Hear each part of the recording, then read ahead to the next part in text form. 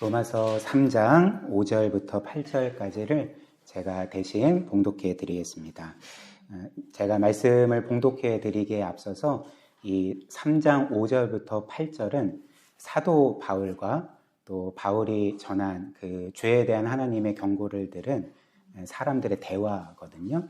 그래서 죄에 대한 하나님의 경고를 들은 사람들 중에 어떤 사람들은 이제 궤변으로 자신의 죄를 방어하고 합리화합니다. 그래서 그 대화가 이제 기록이 되어 있는데요. 로마서 3장 5절부터 8절. 일단 5절은 그 죄에 대한 경고를 거부하는 그 궤변론자들의 말입니다. 한번 들어보십시오. 그러나 우리 불의가 하나님의 의를 드러나게 하면 무슨 말 하리요? 내가 사람의 말하는 대로 말하노니. 즉 그 당시에 죄에 대한 경고를 거부하는 사람들의 말을 한다는 얘기죠. 그래서 진노를 내리시는 하나님이 불의하시냐. 당시에 어떤 사람들이 이렇게 말했는데 6절 바울의 답입니다. 결코 그렇지 아니하리라. 만일 그러하면 하나님께서 어찌 세상을 심판하시리요. 그래서 궤변론자들이 또 이렇게 답합니다. 7절 그러나 나의 거짓말로 하나님의 참되심이 더 풍성하여 그의 영광이 되었다면 어찌 내가 죄인처럼 심판을 받으리요? 또는 그러면 선을 이루기 위하여 악을 행하자 하지 않겠느냐. 그래서 바울이 이제 그에 대해서 또 답을 줍니다. 어떤 이들이 이렇게 비방하여 우리가 이런 말을 한다고 하니 그들은 정죄받는 것이 마땅하니라. 아멘. 우리가 지난 시간에는 이명규 선교사님 통해서 하나님의 귀한 말씀을 들었고요. 오늘은 또 로마서 말씀 함께 살펴보기를 원하는데 우리가 좀 2주가 지났기 때문에 지난 시간 우리가 보았던 로마서 2장 말씀을 잠시 요약해서 다시 좀 생각했으면 좋겠습니다. 지난 시간에 본 로마서 2장 말씀을 요약하면 하나님께서는 계속 그 사람들의 죄에 대해서 경고하고 계시죠. 그리고 죄에 대한 경고를 받은 이제 두 부류의 사람들이 나오는데 그들이 똑같이 이 죄에 대한 경고를 거부했습니다. 그래서 한 부류의 사람들은 율법 있는 유대인이라 불리는, 지금으로 치면 이제 종교적인 사람들을 가리키고요. 이제 또 한 부류의 사람들은 율법 없는 이방인으로 그렇게 불리는, 지금으로 치면 이제 세속적인 사람들, 신을 믿지 않는 그 세속적인 사람들을 가리킵니다. 그런데 이 율법 있는 유대인이나 율법 없는 이방인이나, 즉 종교적인 사람들이나 세속적인 사람들이나 다 죄에 대한 하나님의 경고를 거부했던 거죠. 그래서 어떻게 거부했을까요? 일단 율법 있는 유대인들, 즉 종교적인 사람들은 죄에 대한 하나님의 경고를 들었음에도 불구하고 그 경고를 자기에게 적용하지 아니하고 다른 이들에게만 적용한 거죠. 그래서 그래, 너가 이렇게 큰 죄인이지, 너는 정죄받아 마땅해 라고 남들을 계속 판단하고 정죄하고 자신은 뭔가 괜찮은 것처럼, 왜냐하면 나는 이 하나님의 율법에 비추어서 이 모든 것들을 다 지키고 있고 그래서 나는 의로운 자다라고 생각했기 때문에 그렇습니다. 그러나 이런 율법 있는 유대인들, 이런 종교적인 사람들에 대해서 성경의 답이 무엇일까요? 우리가 살펴본 로마서 2장 1절 말씀 보면 너희는 핑계하지 못한다. 너희도 똑같은 죄를 범하고 있기 때문에 너희도 심판을 피할 수가 없다. 이렇게 말하는 거죠. 즉 율법 있는 유대인들, 이 종교적인 사람들은 겉보기에는 하나님의 말씀대로 살고 율법을 지켰지만 그들의 마음 안에, 그들의 그 속 안에는 온갖 위선과 죄악들이 있었기 때문에 하나님께서는 너희도 똑같은 죄를 짓는 자들이다. 너희도 심판을 피할 수 없다. 이렇게 경고하고 계시는 거죠. 그리고 또 다른 부류의 사람들, 율법 없는 이방인들, 즉 세속적인 사람들도 이 죄에 대한 하나님의 경고를 거부했습니다. 이들은 어떻게 거부했을까요? 그러니까 이들은 이렇게 말한 거죠. 나는 하나님도 믿지 않고 하나님의 말씀이나 율법도 당연히 믿지 않는데 내가 왜 그 기준으로 심판을 받아야 되는가? 하나님께서 우리를 심판하는 것은 부당하다. 이런 식으로 이제 거부했던 것입니다. 그래서 현 시대의 세속적인 사람들은 이렇게 하나님도 믿지 않고 그분의 말씀도 믿지 않고 이제 그런 것뿐만 아니라 이런 그 어떤 절대적인 도덕 기준이나 가치 따위는 없다라고 생각하며 살아가는 사람들 아닙니까? 그러나 성경이 이들에 대해서 말하는 바가 무엇일까요? 너희도 하나님의 심판을 피할 수가 없다라고 말하는 거죠. 왜 그럴까요? 그들이 그 유대인들처럼 혹은 기독교인들처럼 하나님의 말씀이나 율법은 없지만 그러나 그들의 마음 안에는 하나님이 새겨주신 법이 있었기 때문에 그렇다는 거죠. 즉 양심이라 불리는 마음속에 새겨진 율법들이 있고 그 율법이 그들의 죄를 드러내고 고소하고 정죄하고 그들 또한 그것들을 알기 때문에 너희도 하나님의 심판을 피할 수가 없다. 그래서 결론은 무엇입니까? 로마서 2장 12절 말씀처럼 유대인이나 이방인이나 모두 다 하나님의 법을 깨뜨렸고 하나님의 심판을 피할 수가 없다. 이게 이제 결론인 거죠. 그러나 여기에서 끝나면 이 세상 누구에게도 희망이 없지 않습니까? 그러나 복음은 무엇일까요? 복음은 바로 유대인이나 헬라인이나 종교적인 사람들이나 세속적인 사람들이나 희망이 있다는 거죠. 어떤 희망일까요? 그들은 나름대로 하나님의 법을 깨뜨렸지만 율법의 요구들을 충족시키지 못했지만 그리스도께서 유대인이나 헬라인이나 종교인이나 세속적인 사람들이 모두를 위해서 그들이 깨뜨린 하나님의 모든 율법을 충족시켰기 때문에 그렇습니다. 제가 여러분들에게 율법에 두 가지 요구가 있다고 말씀드렸죠. 그래서 순종의 요구와 불순종할 시 심판을 받아야 되는 요구가 있다고 말씀을 드렸죠. 그리스도께서는 우리가 충족시키지 못하는 이 율법의 두 가지 요구들을 충족시켰던 거죠. 그래서 우리의 모든 죄를 짊어지시고 하나님께 그 십자가 위에서 심판을 받으심으로 죽으심으로 율법의 형벌의 요구를 우리 대신 충족시키셨고 또 우리가 불순종하고 실패한 하나님의 모든 율법을 죽기까지 순종하심으로써 율법의 순종의 요구들을 완전히 이루셨습니다. 충족시키셨습니다.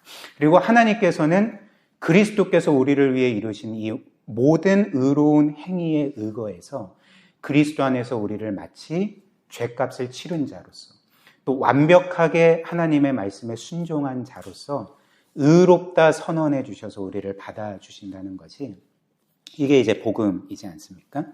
그리고 이 복음을 믿을 때 사람들은 구원받을 뿐만 아니라 그들의 마음이 놀랍게 변화되게 되는 거죠.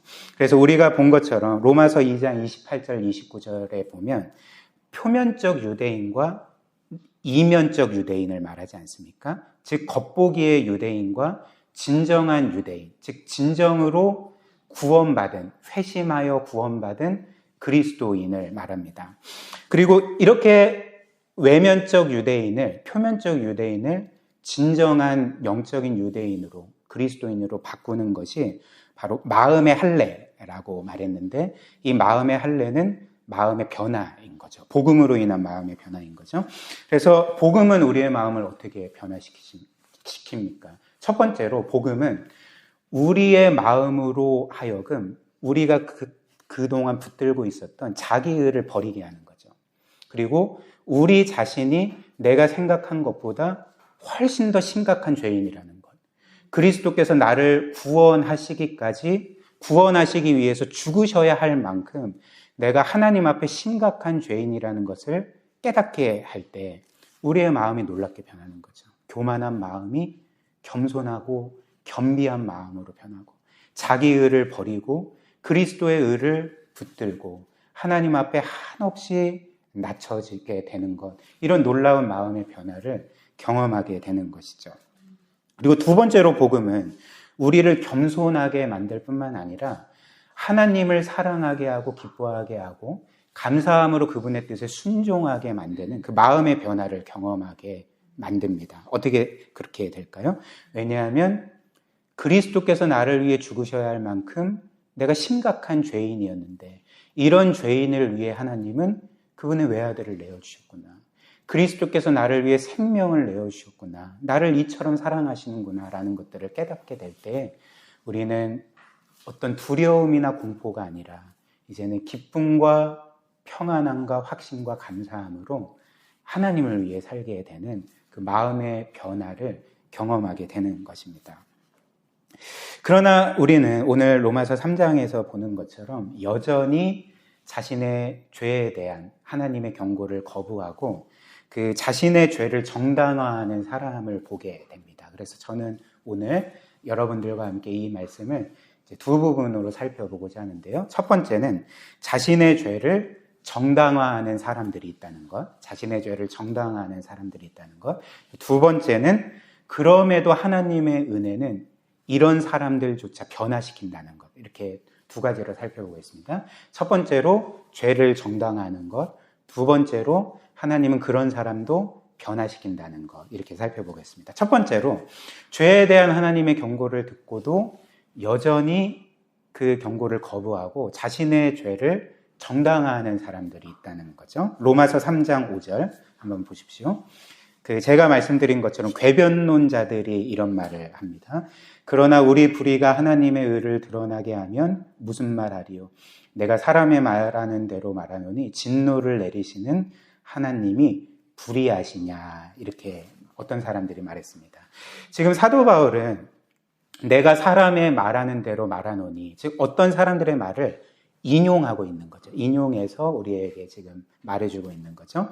그래서 그들의 말을 쉽게 말하면 이제 이런 말이 될 것입니다. 지금까지 성경은 우리의 죄에 대한 하나님의 심판과 또 진노를 경고했는데, 그렇다면 우리의 이런 죄와 불의가 하나님이 얼마나 의로우신 분이라는 것을 드러낸 것 아니냐. 그렇다면 우리가 하나님께 어느 정도 이바지한 것인데 우리의 죄가 뭐가 잘못이냐? 우리의 죄로 인해서 하나님은 우리를 심판하실 수 없다. 이해되십니까? 그러니까 이런 말인 거죠. 그래서 혹시라도 하나님께서 그런 우리를 심판하시면 하나님은 불의하신 분이다. 지금 이렇게 궤변을 풀고 있는 거죠. 그리고 또 7절 말씀 한번 보십시오. 또 이들은 이런 말을 합니다. 그러나 나의 거짓말로 하나님의 참되심이 더 풍성하여 그의 영광이 되었다면 어찌 내가 죄인처럼 심판을 받으리요. 즉 또 어떻게 이야기를 합니까? 우리가 거짓말한 것, 거짓의 죄가 하나님께서 진정으로 참되신 분이라는 것을 드러냈다면 우리의 거짓말이 오히려 하나님께 이바지한 것 아니냐. 그렇다면 우리는 선한 일을 한 것 아니냐. 지금 이런 식으로 말도 안 되는 주장을 하고 있습니다. 그리고 또 8절 말씀. 또는 그러면 선을 이루기 위하여 악을 행하자 하지 않겠느냐. 무슨 말입니까? 그러니까 계속 보는 것처럼 우리의 죄가 하나님의 의로우심을 드러내고 하나님의 선하심을 드러내면 우리의 죄는 악이 아니라 선이다. 그렇기 때문에 우리는 선을 행하기 위해서 악을 더 행해야 된다. 뭐 이런 식으로 이야기를 하는 거죠. 참, 어떤 면에서 이제 말도 안 되는 이야기 아니겠습니까? 그래서 혹시라도 이해가 안 되실까봐 제가 이런 예화를 좀 만들어 냈습니다. 그러니까 쉽게 말하면, 예를 들면, 제가 평소에 대제를 괴롭힌다고 해봅시다. 제가 이제 불량 청소년이어서 대제를 계속 놀리고, 또 때리고 대제 용돈 막 뺏고 막 이러는 거예요. 근데 대제는 저를 끝없이 용서해 줍니다. 저를 끝없이 선하게 대하고 끝없이 용서해 주는 거죠. 그래서 예수님이 말씀하신 것처럼 제가 대제 오른뺨을 때리면 왼쪽 뺨을 돌려대고, 제가 대제의 속옷을 뺏으려고 하면 이제 겉옷까지 주는 그런 이제 놀라운 선한 성품의 소유자라고 한번 생각을 해봅시다. 근데 이제 옆에 있던 예은이가 저한테 이제 이렇게 얘기를 하는 거예요. 목사님, 그거 분명한 죄다. 어떻게 그럴 수가 있느냐. 당신 하나님께 죄를 회개하고 돌이켜라. 그거는 잘못된 거다. 심판받을 거다. 근데 이렇게 말할 때 제가 이제 대제나 예은이에게 이렇게 말하는 거죠. 아니, 내가 나의 죄로 인해서 대제의 선한 성품이 드러났는데 이게 뭐가 잘못이냐. 나는 선을 이루기 위해서 더욱더 대제를 괴롭히겠다. 그러니까 이런 식으로 얘기를 하는 거죠. 이런 사람이 있을까요? 사실 우리의 삶과는 너무 동떨어진 이야기여서 바울이 아마 꾸며서 한 이야기일 거야 이렇게 생각을 하지만 바울은 이런 사람이 있었다라고 지금 이야기를 하고 있는 거죠. 그래서 사실 그 곰곰이 생각을 해보면 이건 좀 심한데 라고 생각을 하지만 실제로 우리 가운데 이런 사람들이 있습니다. 예를 들면 여러분들은 그 식민지 근대화론이라는 그 말을 들어보신 적이 있을 것입니다. 우리나라가 과거에 그 일본에게 36년 동안 식민지 지배를 당하지 않았습니까? 근데 그 일제의 식민지 지배를 정당화하는 사람들이 어떤 주장을 하냐면 그 일제가 우리를 그렇게 침범하고 짓밟고 뭐 그런 거는 뭐 좀 그 아쉽지만 그러나 일제가 우리를 그렇게 지배했기 때문에 우리가 경제도 발전되고 도로도 깔리고 뭐 철도도 놓이고 그 어느 정도 근대화되지 않았느냐. 이게 뭐가 문제냐. 이런 사람이 실제로 있거든요. 그러니까 우리 가운데 이렇게 자신의 죄에 대해서 계속적으로 합리화하고 정당화하는 사람들이 있다는 거죠. 그러나 이에 대해서 성경은 뭐라고 말합니까? 8절 하반절 한번 보십시오.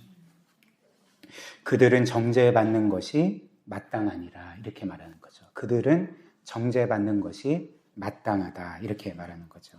왜 그럴까요? 그들이 죄에 대한 하나님의 심판의 경고를 듣고도 지금 이런 말도 안 되는 말을 하는 것 자체가 자신의 죄에 대해서 깨달았다는 것입니까? 아닙니까? 그러니까 아닌 거죠.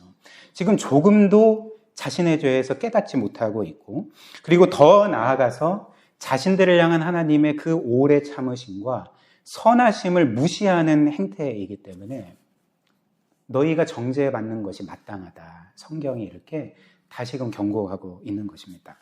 물론 이들 궤변론자들이 한 말이 이론적으로 틀린 것은 아닙니다. 이들의 죄와 불의를 통해서 하나님의 의로우심이 드러난 것도 사실이고요. 또 그들을 오래 참아주시고 용서해 주시고 구원해 주시려고 하는 그 하나님의 사랑과 은혜를 통해서 그분의 이 모든 선하신 성품이 드러난 것도 맞죠.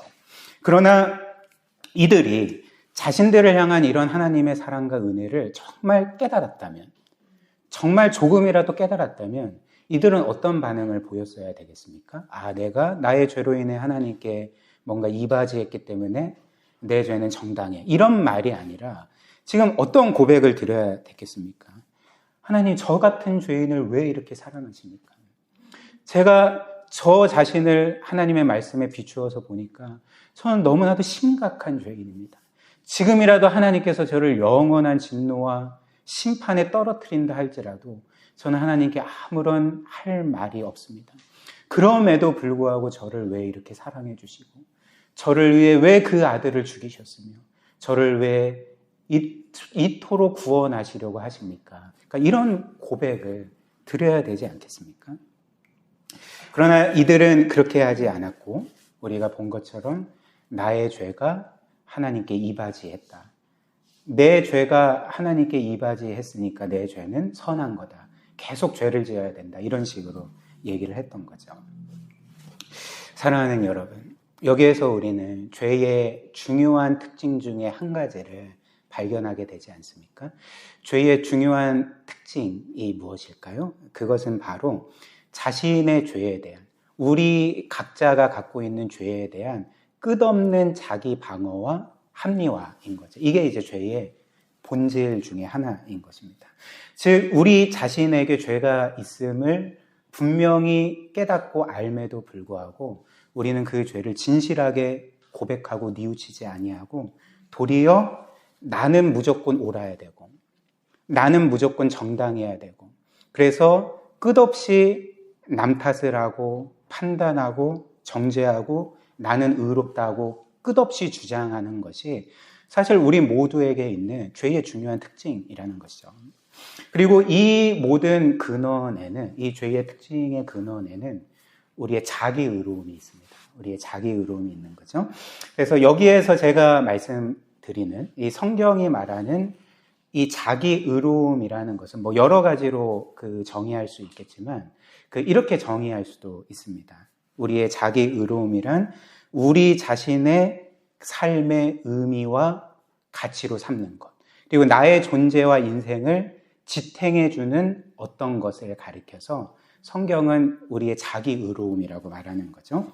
그래서 쉽게 말하면 이 자기 의는 우리로 하여금 그래, 나는 어느 정도 괜찮은 사람이지, 나는 이 정도면 선하고 좀 정직하고 어느 정도 의로운 사람이지, 그렇기 때문에 나의 인생은 의미 있고 가치 있고 사람들은 모두 나를 받아줘야 돼, 환영해줘야 돼 라고 생각하게 하는 어떤 것이 우리가 갖고 있는 자기 의로움이거든요.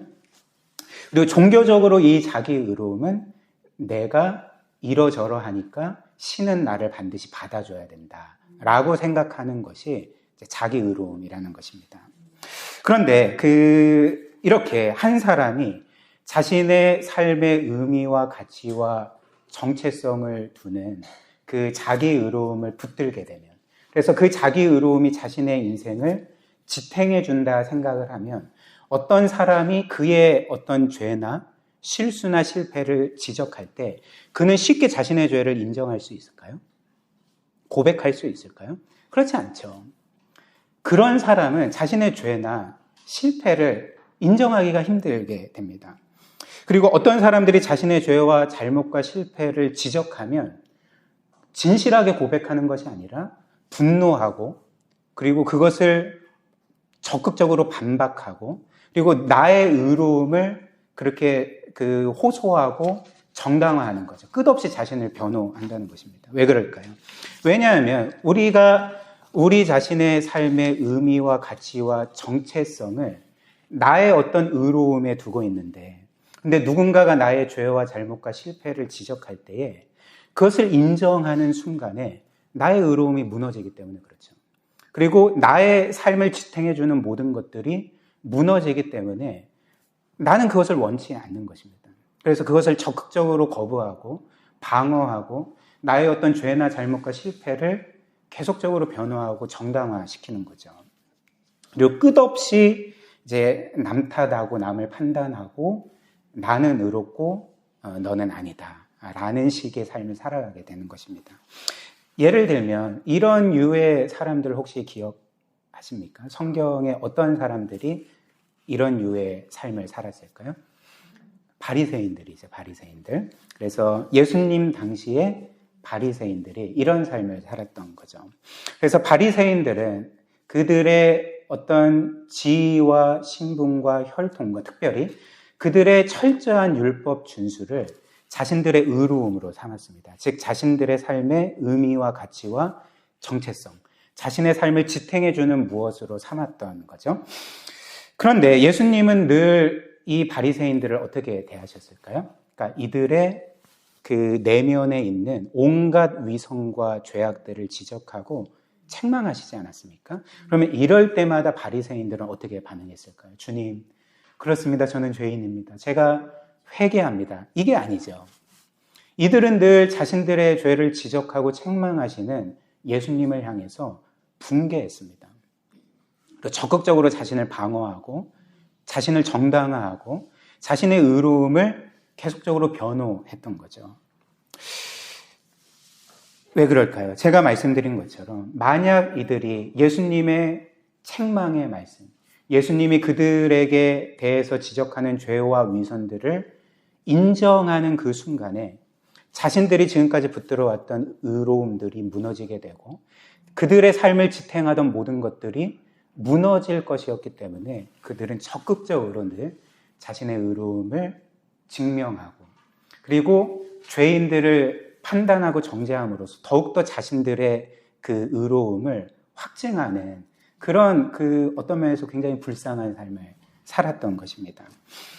이것이 바로 죄의 중요한 특징인 우리 죄에 대한 자기 방어와 합리화라는 거죠.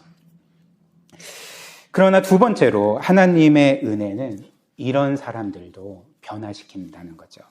즉 하나님의 은혜가 한 사람에게 임할 때 그가 바리새인임에도 불구하고 정말 이런 삶을 살아가는 사람들에게 강하게 임할 때에 그는 자신의 죄인됨을 기꺼이 고백하게 되고 인정하게 되고 그리고 하나님의 은혜를 찬양하게 되는 놀라운 마음의 변화를 경험하게 되는 거죠. 그래서 이와 관련해서 성경에는 놀라운 변화를 경험한 한 사람이 등장합니다. 여러분들 생각나는 사람 있으십니까? 이렇게 자기 의로 똘똘 뭉친, 자신의 죄를 결코 인정하지 않고 죄에 대해서 적극적으로 방어하고 변호하던 한 인생이 이제는 기쁨으로 자신의 죄를 고백하고 인정하고 하나님의 은혜를 찬양하게 된 한 사람 있잖아요. 사도 바울이죠. 그렇죠? 사도 바울. 이 로마서를 쓴 사도 바울이 그 은혜를 경험한 사람이지 않습니까? 우리가 알다시피 사도 바울은 회심하기 전까지 자신을 늘 자랑스러워했습니다. 그래서 자신의 유대인이라는 혈통, 그리고 바리새인이라는 지위와 신분, 그리고 자신의 철저한 율법 준수를 늘 자랑했던, 자기 의를 자랑했던 사람이었던 거죠. 그래서 바울에게 있어 그의 삶을 지탱해주고 그로 하여금 자랑하게 만들고 내 삶은 의미 있고 가치 있어 라고 말하게 하는 것이 이런 지위와 신분과 혈통과 철저한 율법 준수, 자기의였던 거죠. 그래서 이러한 이유로 아마도 성경에는 기록되어 있지 않지만 충분히 이 사도 바울은 회심하기 전에는 단 한 번도 자신의 죄를 인정하지 않았을 것입니다. 누가 그에게 죄를 지적할 때 그는 단 한 번도 자신의 죄를 인정해 본 적이 없었을 것입니다. 그리고 자신이 어떤 죄를 지었고 그 죄를 안다 할지라도 누군가가 그 죄를 지적하면 어떤 반응을 보였을까요? 너 따위가 나를 지금 지적하고 있어? 라고 하면서 오히려 그 사람을 묵사발로 만들어 주었을 것입니다. 그런데 이랬던 바울이 예수 그리스도를 믿고 회심하게 됩니다. 그리고 하나님의 놀라운 은혜를 경험하게 되는 거죠. 그래서 이랬던 바울이 어떤 바울로 변화되었습니까? 그가 자기 자신을 죄인 중에 괴수라고 고백하는, 그것도 기쁨으로 고백하는 사람으로 변화되었던 거죠. 디모데전서 1장 15절 16절 한번 보십시오. 미쁘다 모든 사람이 받을 만한 이 말이요, 그리스도 예수께서 죄인을 구원하시려고 세상에 임하셨다 하였도다. 죄인 중에 내가 괴수니라. 사도 바울의 과거의 모습을 안 사람들은 충격적인 이야기죠. 죄인 중에 내가 괴수니라. 16절. 그러나 내가 국류를 입은 까닭은 예수 그리스도께서 내게 먼저 일체 오래 참으심을 보이사 후에 주를 믿어 영생 얻은 자들에게 본이 되게 하려 하심이라. 이렇게 고백을 하는 것입니다. 또한 그가 쓴 다른 서신서들에서 사도 바울이 또 자신에 대해서 이렇게 고백하는 거죠. 고린도전서 15장 8절 9절 한번 보십시오. 맨 나중에 만삭되지 못하여 난 자 같은 내게도 보이셨느니라. 나는 사도 중에 가장 작은 자라. 나는 하나님의 교회를 박해하였으므로 사도라 칭함받기를 감당하지 못할 자니라. 여기에서 사도 바울은 자신을 맨 나중에 만삭되지 못하여 난 자다 이렇게 말합니다. 실제로 그렇지는 않았을 것입니다. 그러나 자기 자신에 대해서 나는 어머니가 만삭되어 나지 못한 자다 이렇게 말하는 거죠. 이것은 당시의 비유적인 표현이거든요. 그러니까 거의 10개월을 채우지 못한 채 태어난 아이는 뭔가 문제가 있고 장애가 있는 사람처럼 취급을 받았는데 사도 바울이 지금 자기 자신에 대해서 이렇게 고백하는 거죠. 그리고 나는 사도 중에 가장 작은 자고 사도라 칭함을 받기에도 합당하지 못하다 이렇게 고백을 합니다. 또 에베소서 3장 8절을 보면 내가 모든 성도 중에 지극히 작은 자보다 더 작은 자다 이렇게 고백을 하고요. 고린도후서 11장 30절을 보면 이제 이렇게 말합니다. 내가 부득불 자랑할진대 나의 약한 것을 자랑할지다. 사랑하는 여러분, 지금 바울은 과거에 그가 자신의 삶의 의미와 가치와 정체성으로 삼았던 것, 자신의 자랑과 영광으로 삼고 자신의 인생을 지탱하는 것처럼 생각했던 그 모든 것들을 자랑하지 아니하고 이제 뭘 자랑한다고 합니까? 나의 연약함을 자랑한다. 그리고 나는 죄인 중에 괴수고 나는 만삭되어 나지 못한 자고 나는 모든 성도 중에 가장 작은 자다라고 고백을 하고 있는 거죠. 어떻게 이런 고백을 할 수가 있을까요? 어떻게 이런 일이 일어날 수가 있겠습니까? 그러니까 이것을 설명할 수 있는 것은 단 하나밖에 없습니다. 즉 바울이 지금까지 자신의 의로움으로 삼고 있던 것이 다른 의로움으로 바뀌었던 거죠. 그가 지금까지 자신의 삶의 의미와 가치와 정체성으로 삼고 있던 그 어떤 것이 다른 새로운 것으로 대체되었기 때문에 이런 고백을 할 수 있지 않았겠습니까? 그렇다면 사도 바울의 자기 의로움이 어떤 것으로 바뀌었을까요?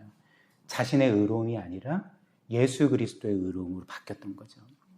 자신의 선함과 의로움과 율법 준수와 자신이 자랑할 만한 모든 것들에서 그리스도께서 자신과 같은 죄인을 위해 이룬 모든 것들로 그분의 의로움으로 그렇게 바뀌었기 때문에 사도 바울은 이제는 기꺼이 자신을 죄인 중에 괴수라 고백할 수 있고 나는 나의 연약함을 자랑한다라고 고백을 할 수가 있었던 것입니다.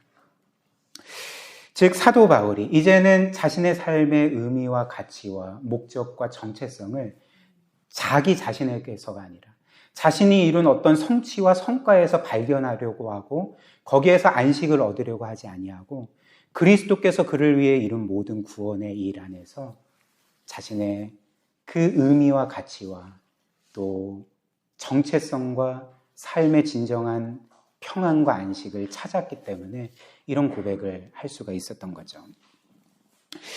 그래서 빌립보서 3장 4절부터 6절 말씀 또 보면 이제 사도 바울이 자신이 과거에 붙들고 있었던 자기 의로움에 대해서 말합니다. 4절부터 한번 보십시오.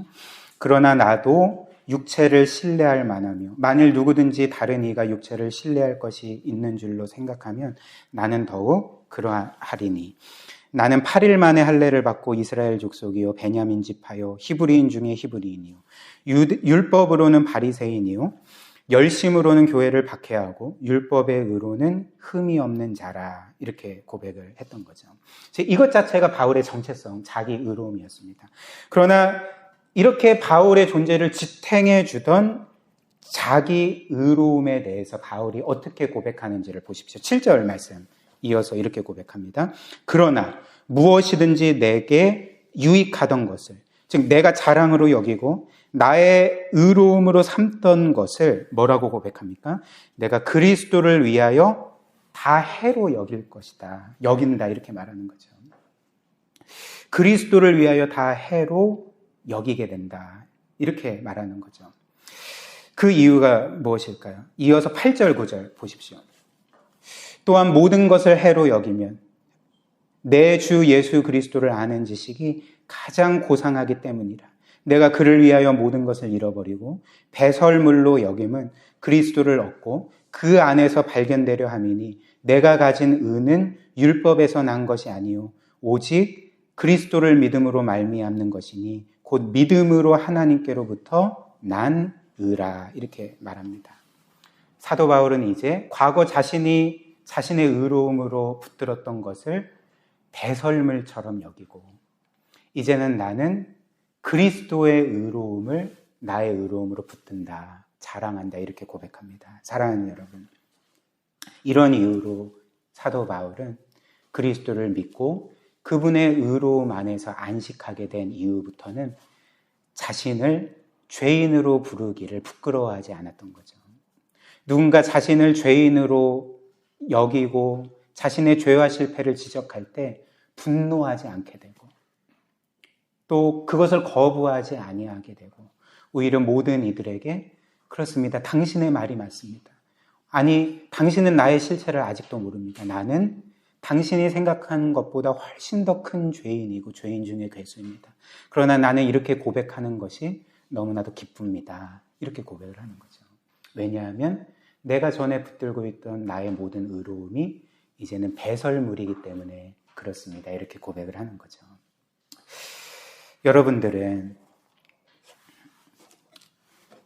여러분들의 배설물에 대해서 누군가가 저거 더럽네 이렇게 말하면 여러분의 배설물에 대해서 누군가 비판하고 뭐 그런 일은 없겠지만 뭔가 여러분들의 배설물을 모욕하고 공격하면 여러분들은 적극적으로 방어하십니까? 너가 내 배설물을 모욕해? 하면서 적극적으로 방어하고 변호하고 정당화하십니까? 그렇지 않죠. 근데 혹시라도 자신의 배설물을 자신의 의로움으로 삼는다면 그는 누군가가 자신의 배설물에 대해서 공격할 때 붕괴할 것입니다.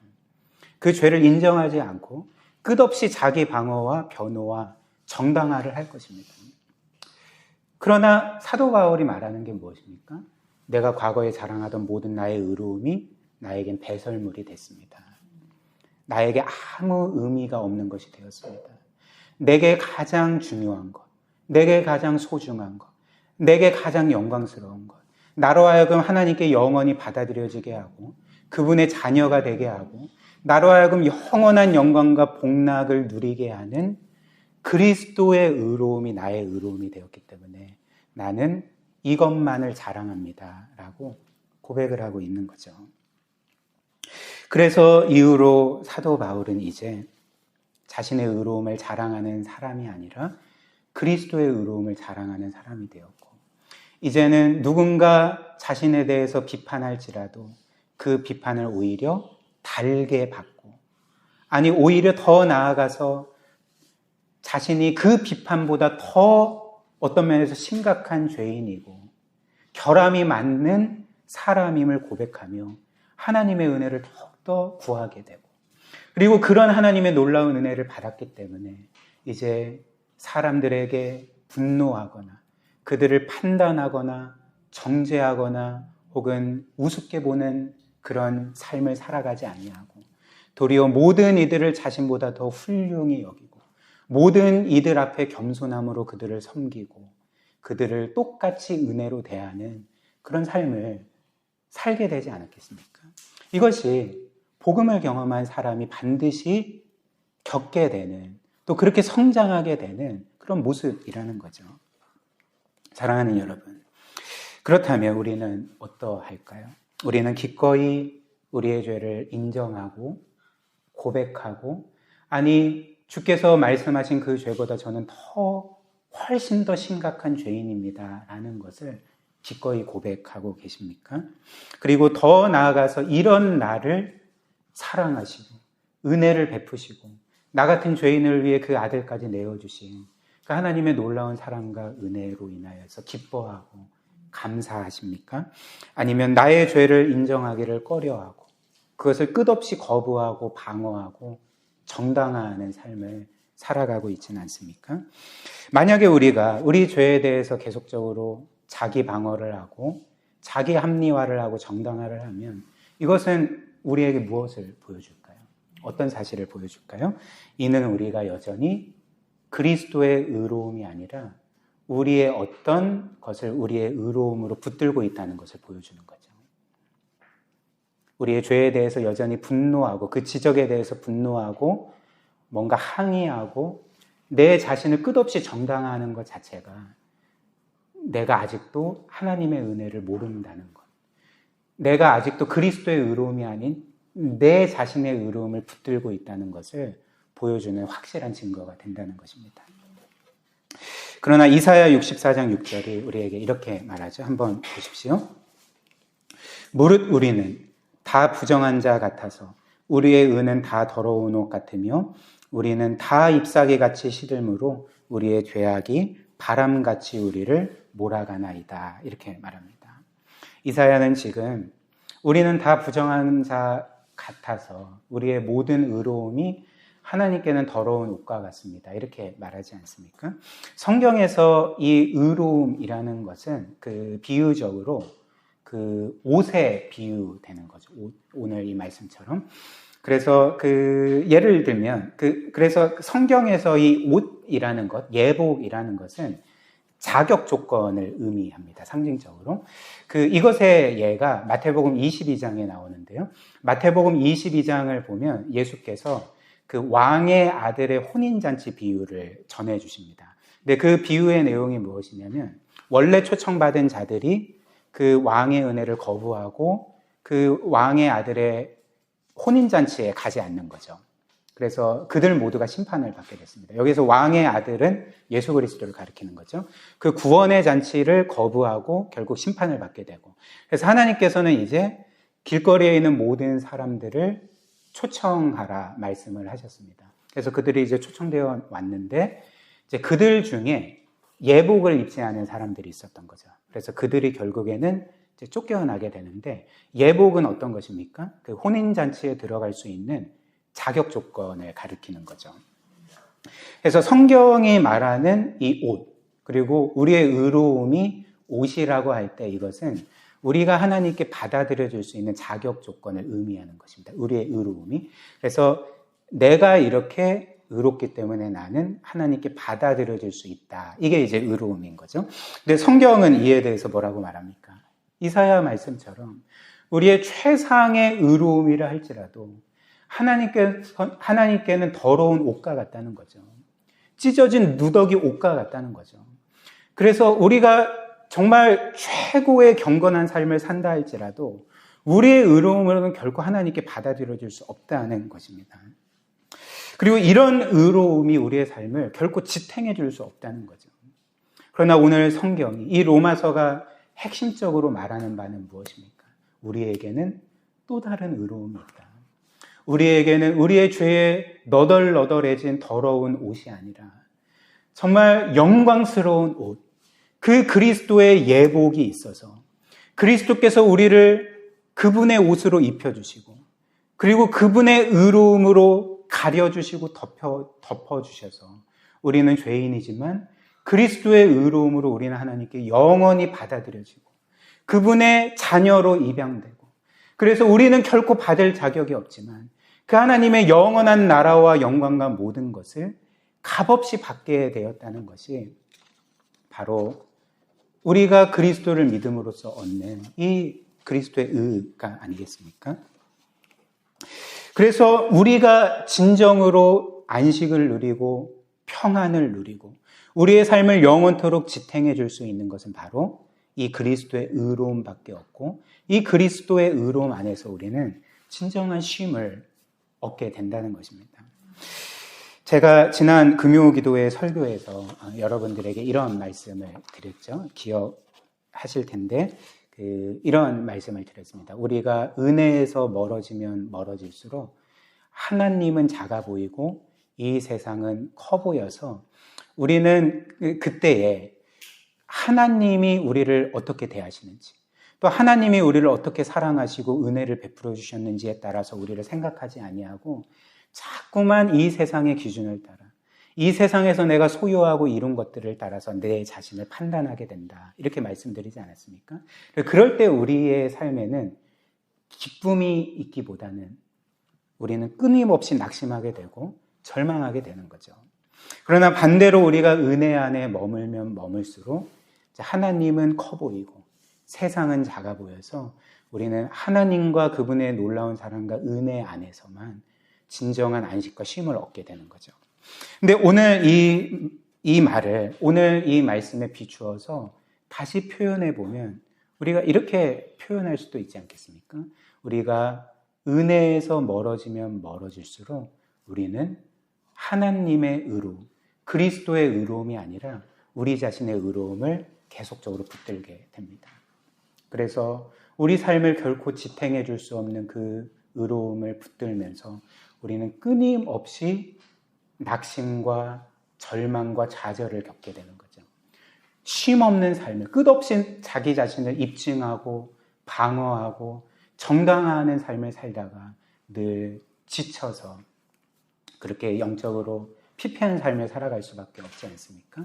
그러나 우리가 은혜 안에 거하면 거할수록, 은혜에서 가까이 살면 살수록 우리는 우리 자신의 의로움이 아니라 그리스도께서 이루신 그분의 완전한 의로움을 붙들게 될 것이고, 그 의로움 안에서 우리는 내가 이처럼 사랑받고, 내가 이처럼 귀하게 여김받고, 이처럼 하나님께서 나를 영화롭게 하셨고, 이처럼 나는 영원토록 복된 자구나라는 것을 깨닫게 되고, 그래서 그 안에서 진정으로 영적으로 쉬게 된다는 것입니다. 이를 위해서 늘 우리가 복음을 기억하고 늘 하나님의 은혜 안에 머물기를 힘쓰는 이런 은혜가 우리 모두에게 있기를 주님의 이름으로 축복합니다.